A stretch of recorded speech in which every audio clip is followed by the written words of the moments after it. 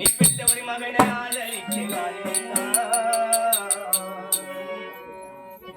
புதுவே தீவாங்கி வந்தோம் ராஜா உன்னை புதச்செயலும் பார்ப்பதற்கா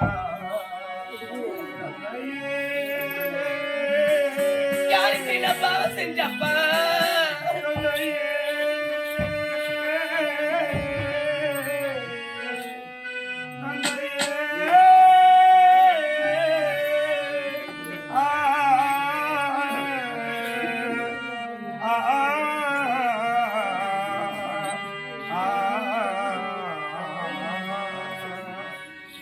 எத்தனை பிறவியம்மா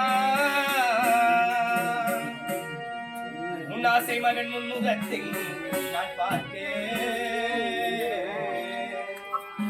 எங்கே போய் தேடுவன் தாயே மக்களுக்கு பட்ட கடனே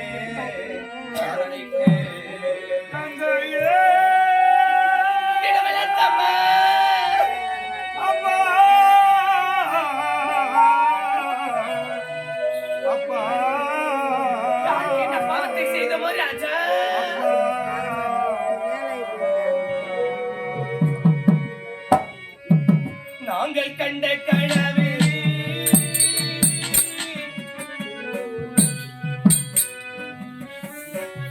நல்லவனோ எரிந்தது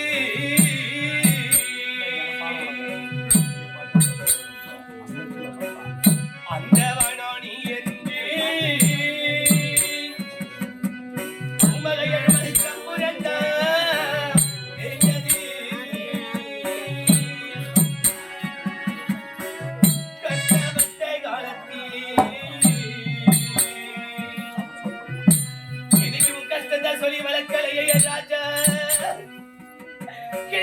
கஷ்டப்பட்ட அப்பா நம்ம கஷ்டத்தை சொல்லி வளர்க்கலையே யாருக்கு என்ன பாவத்தை பண்ணணும் இந்த பாவிங்க ராஜா கஷ்டப்பட்ட காலத்தில் கலகலனு சிரிச்சே கல்லாங்கி சேலையால் மக்கள் கண்ணீரத்தாம் துடைப்பேன்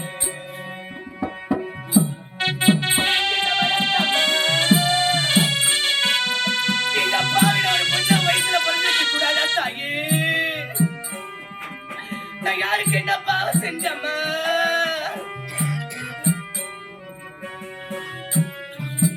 கடைசி மூச்சு நிற்கிறப்போ யார சாமி நினைச்ச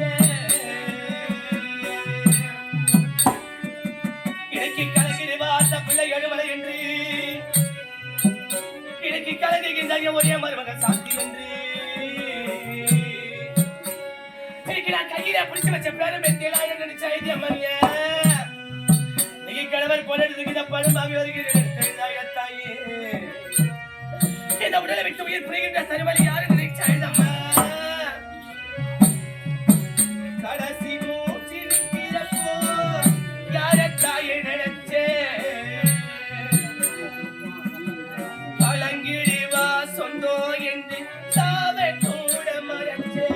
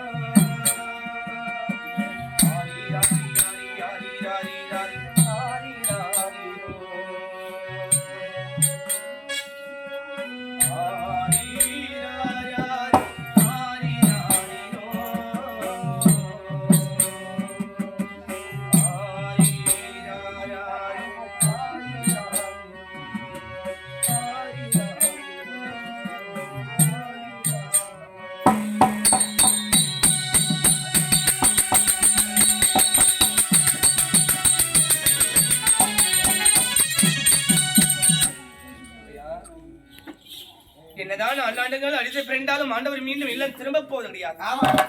நான் வாழ்ந்து கொண்டிருக்கின்ற வாழ்க்கை இருக்கின்றது. ஆமா. இது பொய்யான உலகம். இன்று இருப்பவர் நாளை கிடையாது, நாளை இருப்பவர் நாளை மறுநாள் கிடையாது. நிரந்தரம் இல்லாத வைக்க நிலையற்ற உயிர். இந்த கூட்டுக்குள்ள காற்று இருக்க வரைக்கும் ஆடாத ஆட்டம் எல்லாம். இந்த கூட்டை விட்டு காற்று பிரிந்து விட்டால் உயர்ந்தவன் தாய்ந்தவன் ஏழை பணக்காரன் சொகம் சொந்த பந்தம் எதுவுமே நிரந்தரம் கிடையாது. ஒரு ஏழை இருந்தாலும் சரி, ஒரு பணக்காரன் இருந்தாலும் சரி, இந்த உலகத்திலே 6 அடி மண்ணு தான் சொந்தம்.